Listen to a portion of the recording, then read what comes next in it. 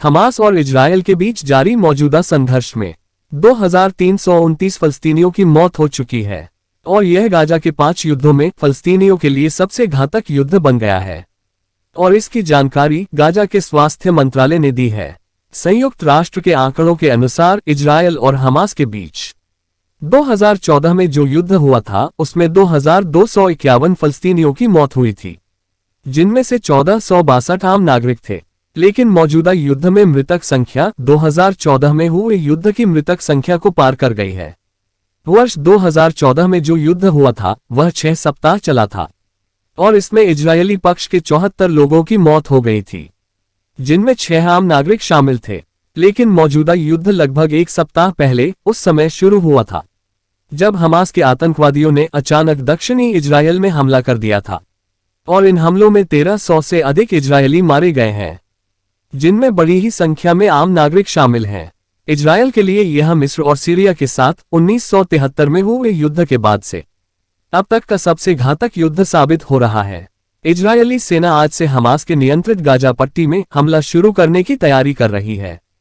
उत्तरी गाजा में रहने वाले 10 लाख से अधिक लोगों को अपेक्षित हमले से पहले क्षेत्र को छोड़कर भागने के लिए कहा गया है। इजरायल ने पहले ही गाजा में भोजन, पानी और बिजली की आपूर्ति बंद कर दी है।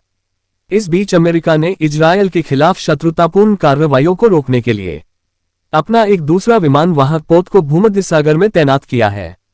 इजरायली सेना द्वारा हमास को गाजा खाली करने का आदेश दिया गया था, जिसके बाद हजारों गाजा निवासी शहर छोड़कर भाग गए हैं। इजरायल ने शनिवार को कहा कि वह शाम 4 बजे तक लोगों को दक्षिण की ओर जाने देने के लिए 2 सड़कें खुली रखेगा। इजरायल के लिए अब जमीनी आक्रमण आसान लगने लगा है। नेतन्याहू ने गाजा पट्टी के बाहर इजरायली सैनिकों से कहा है, आप अगले चरण के लिए तैयार हैं। फिलिस्तीनी स्वास्थ्य मंत्रालय ने शनिवार को एक रिपोर्ट में कहा है कि वेस्ट बैंक और गाजा पट्टी में इजरायली हमलों के कारण कम से कम 2329 फिलिस्तीनी मारे गए हैं और 9814 अन्य घायल हुए हैं। अमेरिका का सबसे बड़ा विमानवाहक पोत USS गेराल्ड R. फोर्ड पहले ही भूमध्य सागर में पहुंच चुका है।